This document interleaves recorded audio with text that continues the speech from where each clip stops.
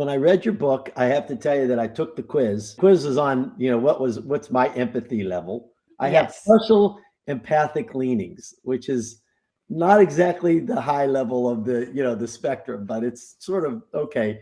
So just looking at myself, I find that empathy is something I can kind of work towards, but it doesn't always come naturally to me.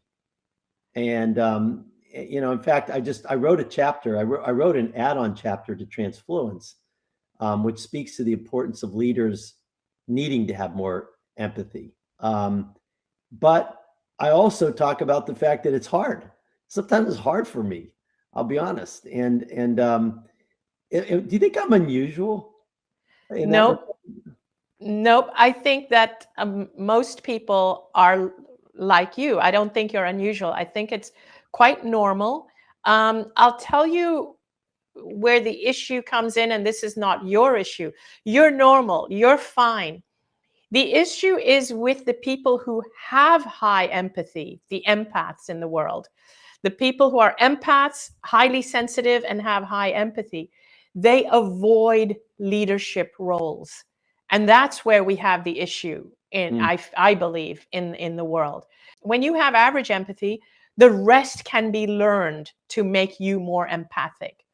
But when you have a world where leadership, most of the leadership roles, and this is not you, but most of the leadership roles are held by people with low empathy.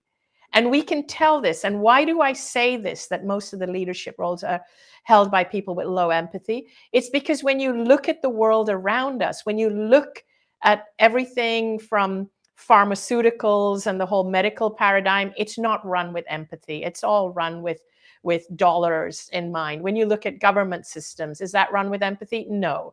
It's run with competitiveness and power in mind.